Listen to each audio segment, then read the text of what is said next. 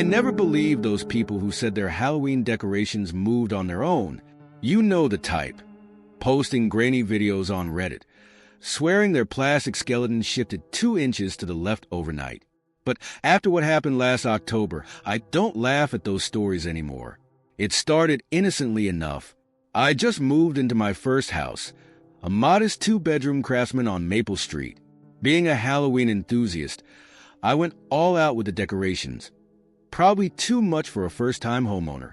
My front yard looked like a Spirit Halloween store had exploded. I had everything. A 6-foot animatronic werewolf light up tombstones, an army of plastic skeletons, and those projector lights that made shadows dance across the house. The first incident happened 3 weeks before Halloween. I woke up at around 3 a.m. to let my dog out. That's when I noticed something off about my front yard display. All the tombstones, which I'd carefully arranged in a semicircle, were now pointing directly at my bedroom window. I figured some kids had messed with them. Annoying, but not unusual for October. I fixed them the next morning before work. But when I got home that evening, they were facing my window again. This time, they were closer to the house, as if someone had dragged each one forward about a foot. That's when I installed the motion-activated cameras. 3 of them, positioned to cover every angle of my front yard. The footage from that night showed nothing. No teenagers, no animals, not even a strong wind. Yet somehow, at exactly 3:33 a.m., all the decorations shifted. Not just the tombstones this time, but everything. The werewolf turned its head. The skeletons pivoted. Even the plastic ravens on my porch railing, all pointing toward my bedroom window. I spent hours reviewing that footage, looking for wires or signs of tampering. Nothing. Just decorations moving on their own, like some invisible hand was arranging them. The next night, they moved closer. The night after that, closer still. Each morning, I'd wake up to find my Halloween army had advanced a few feet toward the house. The werewolf's plastic claws now reached toward my window. The skeleton's empty eye sockets stared up at where I slept. Even the fog machine seemed to direct its output in a concentrated stream toward my room. I tried taking them down, spent a whole Sunday afternoon packing everything into boxes and storing them in the garage. That night, I woke to scratching sounds outside. Everything was back in the yard, arranged in a tight semicircle around my house. The boxes in my garage were empty, but still sealed with packing tape. By this point, I wasn't sleeping much. I'd spend nights sitting at my window, watching. The movements always happened at exactly 3:33 a.m., and always when I briefly looked away or nodded off. It was like they were playing some twisted game of red light, green light. A week before Halloween, they got close enough to touch the house. The tombstones pressed against the foundation, their plastic surfaces scratching against the brick. The werewolf's snout nearly touched my first-floor window. The skeletons had formed a line leading up to my front door, their bony fingers all pointing upward. I started sleeping on my couch, away from the bedroom window they seemed so fixated on. But I could still feel them out there, waiting. Sometimes, late at night, I'd hear plastic scraping against glass, like they were trying to find a way in. 3 days before Halloween, I cracked, called the police, tried to explain what was happening. They sent an officer, probably expecting to find some unhinged person having a breakdown. Officer Martinez was professional about it, took photos, wrote a report. She even reviewed my camera footage. But as she was leaving, I saw her face. That look of this poor guy, mixed with confusion about the footage she couldn't explain. Halloween was approaching, and I knew somehow that something was building toward that night. The decorations had stopped moving closer, but their positions had changed. Now they formed a perfect arrow, starting from the street and pointing up at my bedroom window. The werewolf had moved to the front of the formation, its automated howl seemingly louder, more real. The night before Halloween, I packed a bag and checked into a hotel. Couldn't take another night of plastic skeletons scratching at my windows. I left all the cameras running, telling myself I'd deal with whatever happened when I got back. But at exactly 3:33 a.m., I woke up in my hotel room to find my phone buzzing with motion alerts. The footage showed every decoration walking. Yes, walking back to their original positions. The werewolf moved like a real animal. The skeleton stepped in perfect unison. The tombstones glided across the grass. By 3:34 a.m., everything was exactly where I'd first placed them weeks ago. I drove home at dawn. Everything looked normal, peaceful even, like those weeks of terror had been some extended nightmare. Kids were already excited about trick-or-treating later that day, pointing at my cool decorations as they walked to school. I spent Halloween handing out candy, watching my decorations carefully. They didn't move an inch. As the night wound down, I started packing them away. For real this time. That's when I found something that made my blood run cold. Scratched into the back of every decoration, in tiny letters I'd somehow never noticed before, was a manufacturing date, October 31st, 1987. And below that a message, "See you next year." I burned everything that night in my backyard fire pit. Watched the plastic melt and the fake fur burn. The werewolf's howl sounded almost mournful as the flames consumed it. But sometimes on quiet nights, I still hear scratching at my bedroom window. And every October, no matter how many times I check, my front door key keeps ending up hanging slightly crooked, pointing upward toward my room. I haven't put up Halloween decorations since. But next weekend, while cleaning my garage, I found an empty Spirit Halloween bag I don't remember bringing home. Inside was a receipt for a new animatronic werewolf, dated for next October. I'm moving before then. The Lakewood house had been on the market for 8 months when I got the call on Halloween morning. I almost didn't answer. Planned to take the day off, actually. But 15 years in real estate teaches you that sometimes the best deals come at the worst times. If I'd known what would happen during that showing, I would have let it go to voicemail. The caller identified himself as James Morton. He had a gentle, almost melodic voice that made me think of NPR hosts. Said he was very interested in the Victorian on Lakewood Drive and needed to see it today. Only today. When I mentioned it being Halloween, he laughed softly and said that made it perfect. I should have caught the first red flag when he couldn't email me his pre-approval letter. Said something about his computer being down. But the Lakewood house had been a tough sell. Turn-of-the-century Victorian. Needed work. And those stained glass windows weren't exactly attracting young families. So I agreed to meet him at 4:30 p.m., just before sunset. The house looked different that afternoon. Maybe it was the October light, all amber and long shadows. But something about it made me pause as I walked up the curved driveway. The windows seemed darker, more like eyes than glass. Dead leaves skittered across the wraparound porch, gathering in corners like they were hiding from something. I arrived early to turn on all the lights and open the drapes. Standard procedure for any showing. The key stuck in the front door lock for a moment, like it always did. Inside, the house had that peculiar stillness old buildings get, like it was holding its breath. Mr. Morton arrived exactly on time, stepping out of a black car I didn't catch the make of.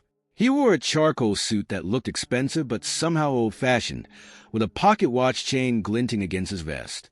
His face was unremarkable, the kind you forget as soon as you looked away. "Beautiful, isn't she?" he said, staring up at the house. "Not it, she." I launched into my usual spiel about the historical features. Original hardwood floors, hand-carved banisters, that sort of thing.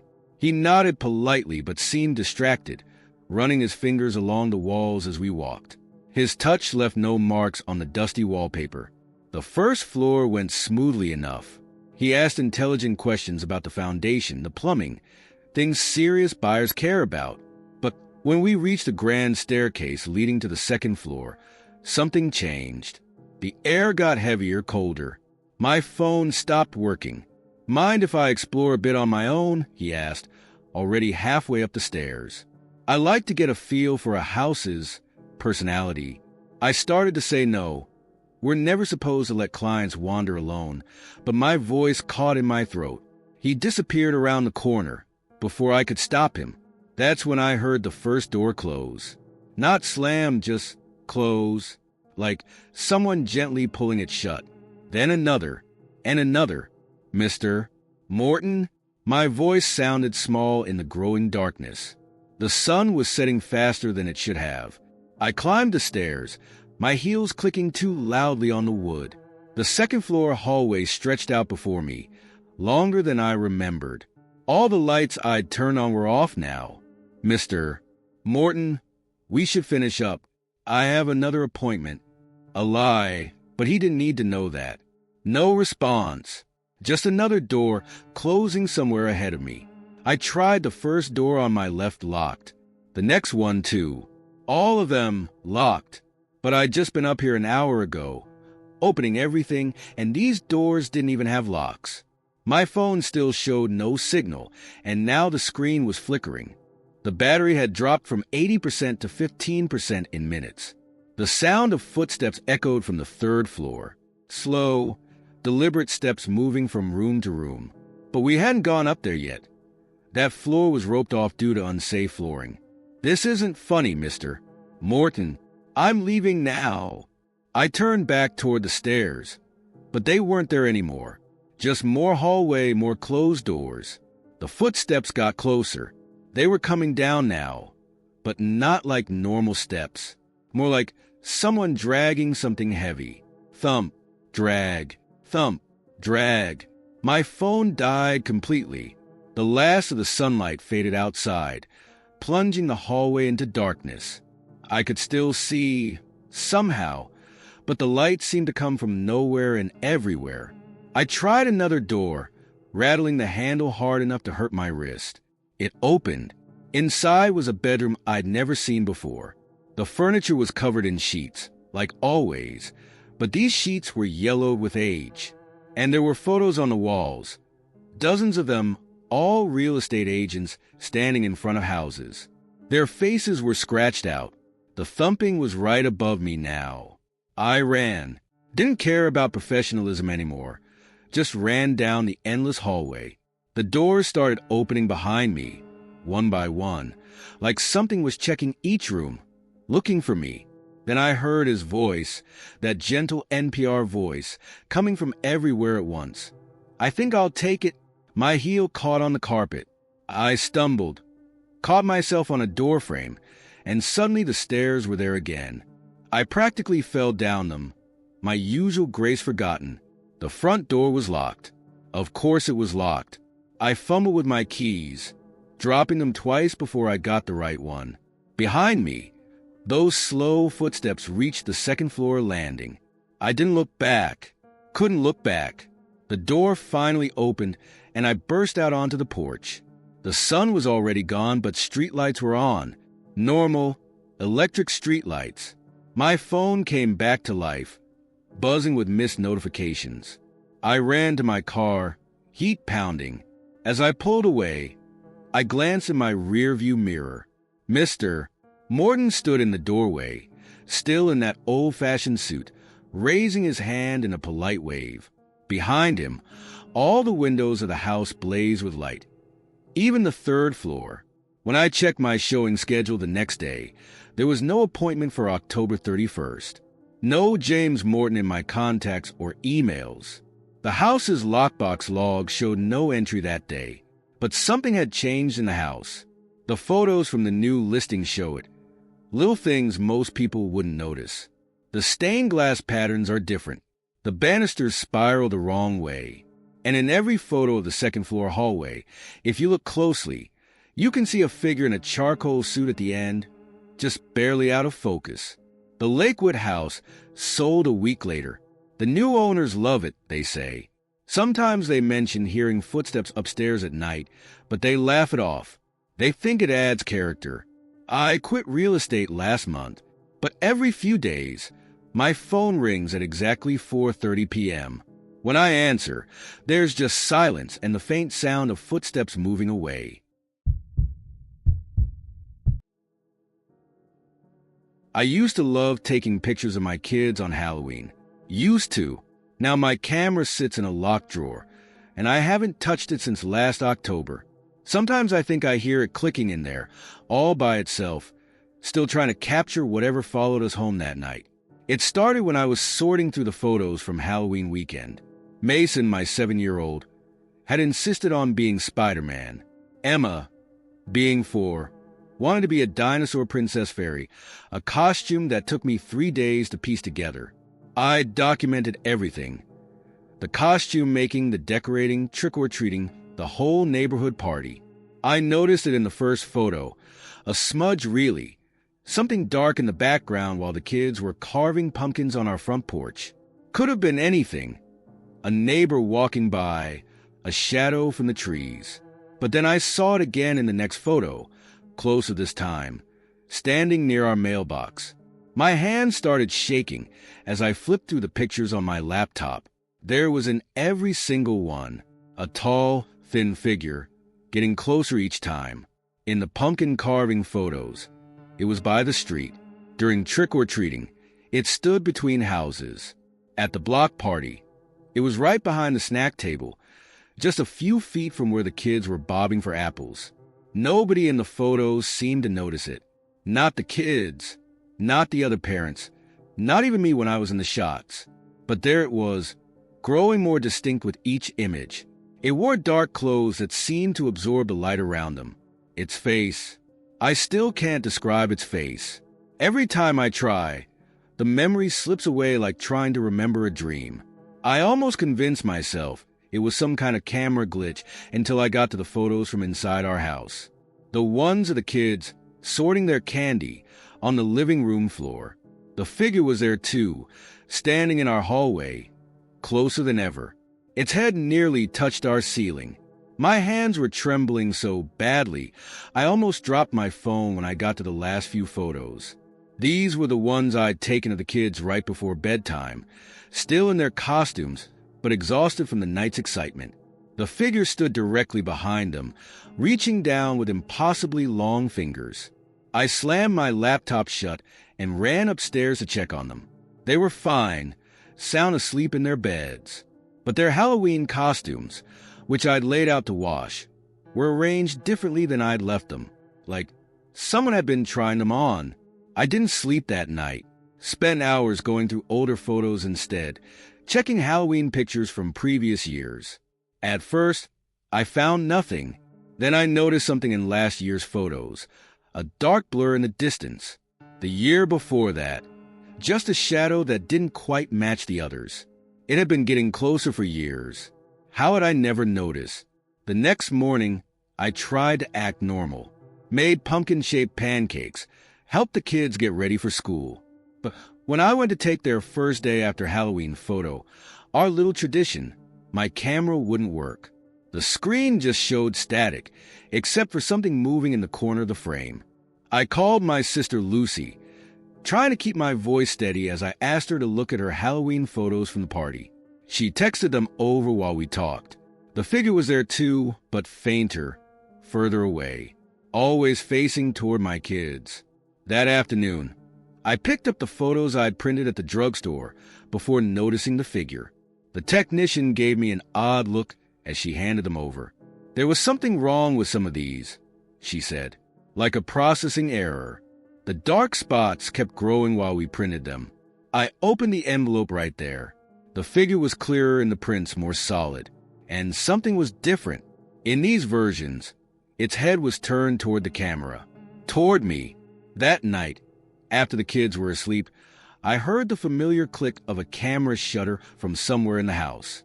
Found my old digital camera, the one I'd packed away months ago, sitting on the kitchen counter, still warm like it had just been used. The display showed one new photo, taken 3 minutes earlier. My empty kitchen, except it wasn't empty. The figure stood by the sink, pointing up toward my kids' bedrooms. I grabbed the kids and drove to Lucy's house. Called in sick to work the next day. Started researching photo anomalies, camera glitches, anything to explain what was happening. Found an old forum thread about something similar. A family in Oregon who stopped taking pictures after seeing something following them through their vacation photos. The account was deleted, but someone had saved the last post. It's not just in the pictures anymore. When we got home 3 days later, all our family photos were arranged on the dining room table. Every Halloween picture from the past 7 years. In each one, the figure was now fully visible, fully facing the camera, fully smiling. The most recent photo was on top, one I didn't take, showing my kids sleeping in Lucy's guest room the night before. I gathered every photo I could find and burned them in the backyard, deleted everything off my phone and laptop, gave away my cameras. The kids asked why we didn't take pictures at Christmas that year. I told them we were making memories instead of capturing them. But sometimes, when I check on them at night, I hear a faint clicking sound, and their phones, the ones they use to take silly selfies and pictures of their toys, sometimes the photos show something in the background, something tall and thin, getting closer. Last week, Mason asked why the photos on his tablet keep changing. The dark man was far away yesterday, he said casually, like he was talking about the weather. But now he's right behind us. I'm writing this because yesterday, when I dropped the kids off at school, another parent was taking first day of spring photos. I saw the preview on her phone screen as I walked by. In the background, behind my kids, something tall and thin was reaching down. And this time, it wasn't just looking at the camera. It was waving. We're moving next week. Somewhere without internet, without cameras, without screens. The kids think it's an adventure. Lucy thinks I'm having a breakdown. Maybe I am. But this morning, I found a Polaroid on my pillow. I don't own a Polaroid camera. The photo shows me sleeping, and there's something sitting on the edge of my bed, holding another camera, taking another picture. I'm just thankful it hasn't learned to use phone cameras yet, but it's learning. Every device, every lens, every reflection is just another way for it to get closer. So if you take pictures this Halloween, check the backgrounds carefully. And if you see something dark getting closer with each shot, do what I didn't do. Stop taking pictures before it reaches the last frame. Teaching 4th grade as a substitute usually means worksheets, reading time, and keeping 25 kids from turning the classroom into chaos. But what happened during my Halloween assignment at Riverside Elementary still haunts my dreams. It started with a drawing, just one crayon sketch that made my skin crawl. By the end of that day, I understood why the regular teacher had suddenly taken an indefinite leave of absence. The morning began normally enough. Principal Chun handed me the lesson plans, mentioned it being Mrs. Patterson's class, and gave me that sympathetic smile all subs get. I arrived early to review the day's activities, mostly Halloween-themed math problems and a creative writing exercise. The classroom looked typical. Alphabet border wrapping around the walls, motivational posters, student artwork pinned to cork boards. But something felt off. The windows seemed darker than they should have been on a sunny October morning. And the kids' drawings.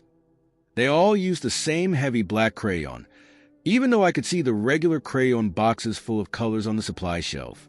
First period started, and 23 4th graders filed in quietly. Too quietly for the day before Halloween. They didn't chatter about costumes or candy like most kids would. Instead, they went straight to their desks and pulled out black crayons. Good morning, class. I'm Mr. Sullivan, your substitute for today. No response. Just a scratch of crayons on paper. I walked between the desks, trying to engage them. What are you drawing? Halloween pictures. Sarah Chun, a usually bright student according to the notes, didn't look up from her paper. None of them did. But I could see what they were creating. The same scene over and over. A tall, dark shape standing outside the classroom window.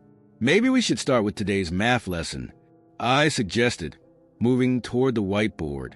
That's when I noticed a window behind my desk. Something moved, just a flutter of shadow, but enough to make me freeze. The scratching of crayons got louder. I tried to focus on teaching, handed out the Halloween word problems Mrs. Patterson had left. But every time I turned to write on the board, I heard paper rustling. When I turned back, new drawings would be on their desks, the dark figure getting closer to the window in each one.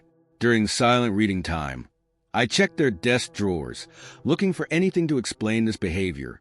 Every drawer contained stacks of the same drawing, dating back weeks. In each progressive sketch, the figure grew larger, more defined. Some had notes scribbled in the margins. He wants in. Don't look too long. He knows we see him. At lunch break, I called the office. The secretary seemed confused when I asked about Mrs. Patterson. Who? Oh, yes, her. She just needed some time off. The line went dead before I could ask more. The afternoon got worse. During art time, they all drew faster, more frantically. The scratching of crayons became a desperate sound.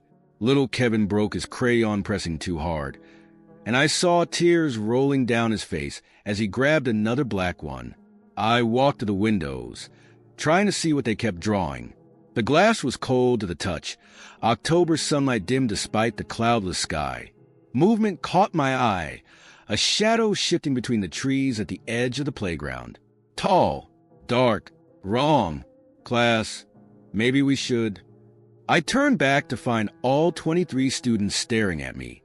Not at me, through me, at the window behind me. Their eyes were wide, faces pale. The scratching of crayons had stopped.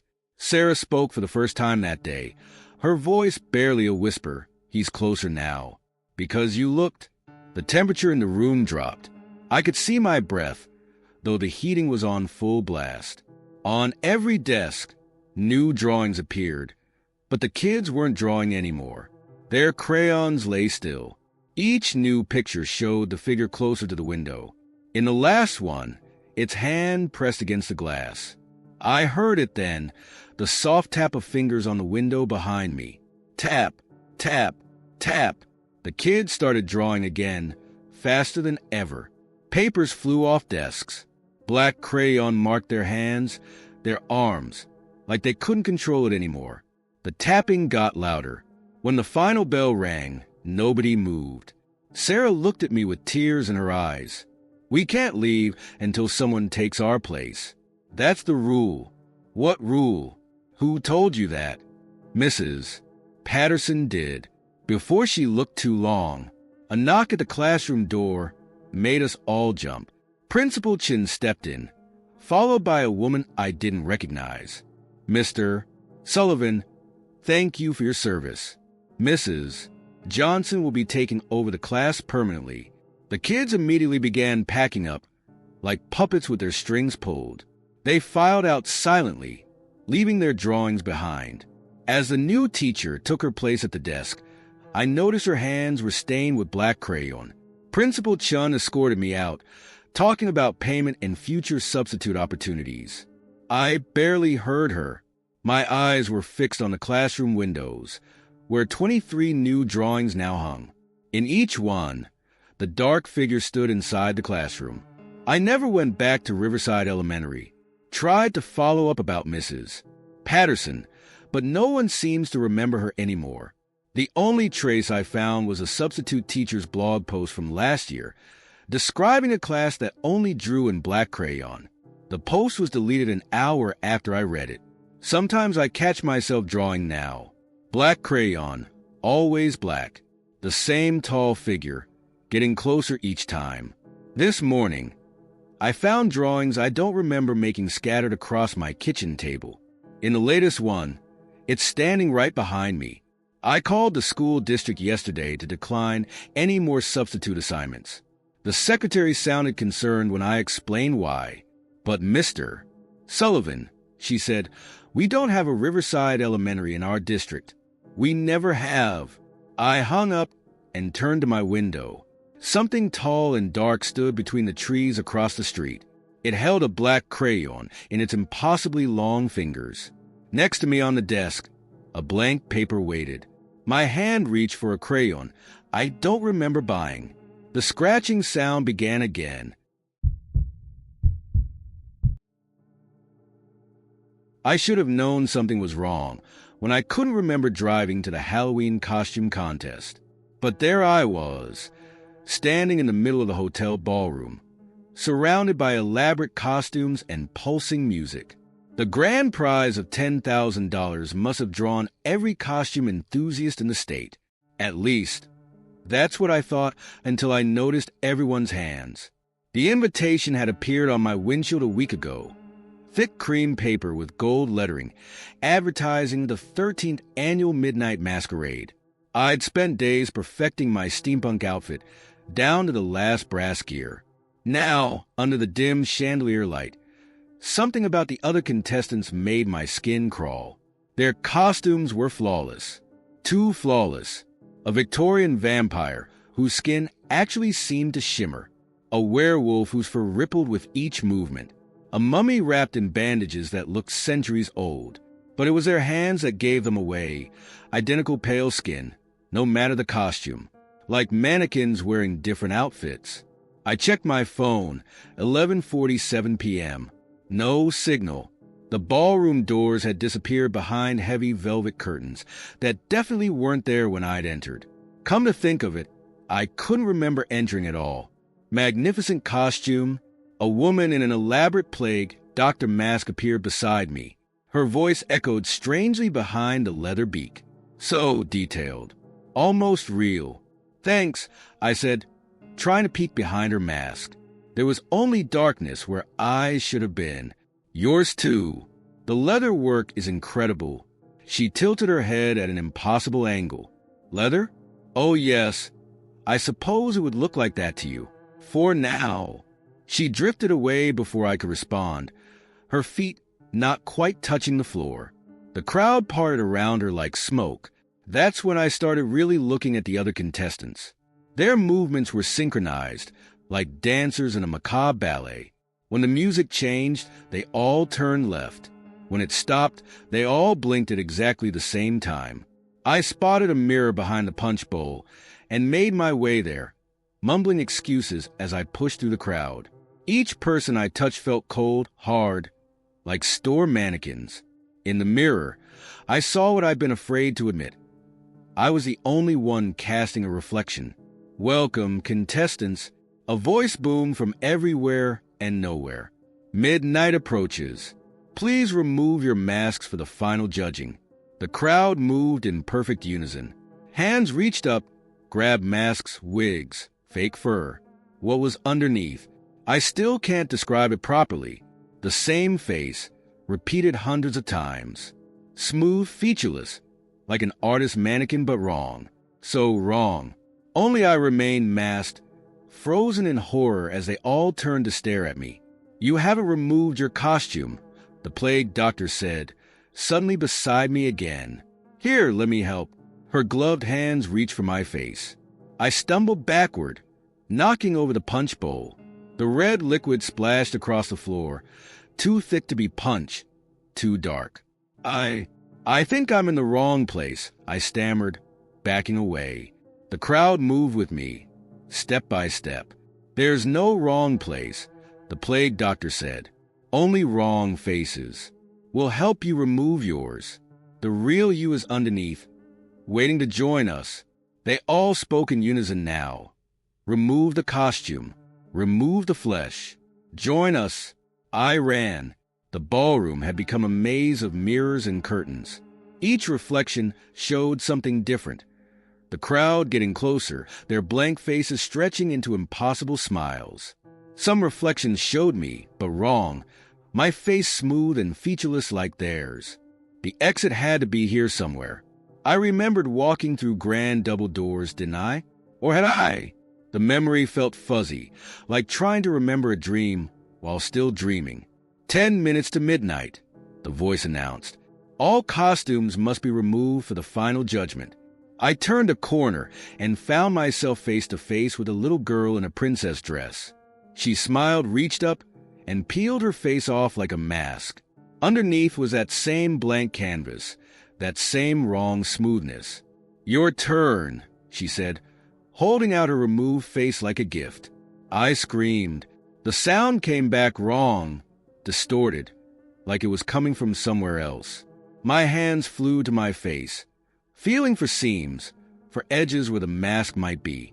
But it was just my skin. Just me, right? The mirrors surrounded me now, each one showing a different version of the truth. In one, I was already like them. In another, my face was halfway peeled away. In a third, I was watching myself in the other mirrors, but that reflection turned to wink at me. 5 minutes to midnight. The crowd closed in, hundreds of blank faces, all wearing different costumes, but all wearing the same wrong smile. Their hands reached for me, trying to help me remove my costume. I backed into something solid. The plague doctor. "Don't fight it," she whispered. "We all resist at first. But isn't it exhausting, wearing the same face every day? Wouldn't you like to try on something new?" Her hands gripped my shoulders. Cold, hard, real. 1 minute to midnight. The mirrors cracked. Through the spider web of breaks, I saw the truth. The hotel ballroom was abandoned, had been for years. The elegant chandeliers were broken, the floor covered in dust. And in every shard of mirror, those blank faces watched, waited. I felt it then, the seam along my jawline, the place where the mask of flesh could be peeled away to reveal. No. I closed my eyes, dug my nails into my palms until I felt pain. Real pain. Human pain. Midnight. When I opened my eyes, I was sitting in my car outside my apartment, still in my steampunk costume, still fully human. The invitation on my passenger seat had turned to dust, but something had changed. In my rear-view mirror, my reflection doesn't always move when I do. Sometimes, out of the corner of my eye, I catch it reaching up, searching for that seam along its jaw. I covered all the mirrors in my apartment, canceled my Halloween plans. But yesterday, I found another invitation on my windshield. Same cream paper, same gold lettering, different address. And when I checked my reflection in the car window, just for a moment, I saw what was really underneath. Tonight's invitation sits on my table. The contest starts at midnight. Part of me wants to burn it, to run, to hide. But a larger part needs to know if I'm really wearing a costume, or if this face is just another mask, waiting to be removed. I think I'll go. After all, I might win this time. The worst part about working security at Morton's costume warehouse isn't the isolation or the creepy mannequins. It's the footsteps. They always start at exactly 3 a.m., echoing through the aisles of Halloween masks and costumes. At least, they did until last night, when the mannequins decided to join in. I'd been working the night shift for 6 months, mostly to pay for grad school. The job seemed perfect. 12 hours of quiet, a decent wage, and free Wi-Fi. Halloween season meant more inventory and longer shifts, but I didn't mind. The warehouse was huge, row after row of costumes, props, and displays reaching up to the ceiling. During the day, it supplied costumes to party stores across the country. At night, it was just me, my flashlight, and 40,000 square feet of silence. The cameras covered most of the building. 12 screens showing grainy footage of empty aisles and loading docks. The mannequins stood in neat rows, modeling this year's most popular costumes. I'd gotten used to their blank stares and frozen poses. Almost. Last night started like any other. I clocked in at 7 p.m., did my first walkthrough, and settled into the security office with my laptop and thermos of coffee. Around midnight, I started my second round. The first sign something was wrong came during the walkthrough. Aisle 7, third mannequin from the left, a Victorian lady in a blood-red dress. I could have sworn she was facing the other direction earlier, but that happens sometimes when you stare at mannequins too long. Your mind plays tricks. Back in the office, I checked the cameras. Everything looked normal until I noticed something odd on screen. 2 mannequins standing closer together than they should be. I rewound the footage, but there was no sign of movement, no indication of how they'd shifted positions. 2:45 a.m. The footsteps usually started in 15 minutes. I'd learned to ignore them, writing them off as the building settling or my imagination working overtime. But tonight felt different. The air felt heavier, charged with something I couldn't explain. I did another check of the cameras. Screen 6 showed the superhero section, mannequins pose in dramatic stances. Except, wasn't the Superman mannequin's arm raised before? Now it hung at its side, fingers slightly curled. 2:55 a.m. The lights flickered just for a second. When they stabilized, I counted the mannequins on screen 8. 11. There should have been 12. My radio crackled with static. No one else was supposed to be here, and the frequency was private. But through the white noise, I heard something that made my blood run cold. Plastic scraping against plastic. 3 a.m. The footsteps began, but this time they weren't just echoes in empty aisles. On the cameras, I watched in horror as the first mannequin took a step, then another. Their movements were jerky, unnatural, like stop-motion animation come to life. I should have run, should have called the police, or my supervisor or anyone. Instead, I sat frozen, watching as more mannequins began to move. They maintained their blank expressions, but their bodies twisted in ways plastic shouldn't bend. Screen 3 went dark, then screen 7. One by one, the cameras failed, static replacing the footage.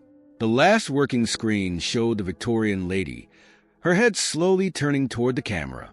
Just before the screen went black, I saw her smile. The footsteps grew louder, coming from every direction now. My flashlight beam caught movement at the end of the hallway, a mannequin in a witch costume, walking with that same jerky motion. Behind her, others followed. Their faces remained blank, but their bodies moved with purpose. I tried the door. Locked. The key card reader flashed red over and over. My phone showed no signal, and the landline was dead. Through the office window, I watched them gather. Dozens of mannequins, all facing my direction. The Victorian lady stood at the front, her plastic head tilted at an impossible angle. She raised one hand, fingers elongated into claws, and pressed it against the glass. The temperature dropped. My breath came out in clouds despite the heating system running full blast. On my desk, the security monitors flickered back to life, all showing the same image. My face, but wrong. Plastic, smooth. A crack appeared in the window where the Victorian lady touched it. The sound of plastic scraping against plastic grew louder. They were all moving now, pressing against the walls, reaching for any way in. I had my flashlight, my radio, and the heavy ring of backup keys. The emergency exit was 30 yards away, through the main storage area. Through them, the window shattered. I ran. The beam of my flashlight caught glimpses of movement. Mannequins stepping out from behind shelves, dropping from storage racks, their joints bending in ways that made my stomach turn. The Victorian lady's laughter echoed through the warehouse, high and brittle like breaking glass. Halfway to the exit, my flashlight died. In the darkness, I felt plastic hands grab at my clothes, my hair. Cold, smooth fingers brushed against my neck. The air filled with the sound of clicking joints and scraping limbs. I swung the heavy keyring blindly, connecting with something that felt like a face. It made a sound like cracking ice. Then another sound, drums? No, footsteps, but not like before. These were running footsteps, getting closer. The emergency exit's red light beckoned through the darkness. 20 feet. 10. 5. Something grabbed my ankle. I fell hard, keys skittering across the floor. Above me, the Victorian lady's face loomed, her painted features now twisted into something hungry. Behind her, dozens of blank faces watched, their bodies contorted into impossible positions. "Join us," she whispered, her voice like rustling plastic. "Become perfect. Become permanent." Her hand reached for my face, fingers spreading like melting plastic. I could feel the cold radiating from her touch, feel my skin beginning to harden. The first light of dawn broke through the high windows. The Victorian lady froze, her hand inches from my face. Around us, the mannequins stopped moving, their bodies locked in grotesque poses. I scrambled to my feet and ran. The emergency exit slammed behind me as the sun rose over the city. They found me in the parking lot, babbling about moving mannequins and footsteps in the dark. The morning shift manager did a walkthrough but found nothing unusual, just mannequins in their proper places, wearing their proper costumes. Except the Victorian lady's dress was torn where I'd hit her with the keys. And in the security office, on the shattered window, there was a perfect handprint pressed into the glass. Not a human handprint.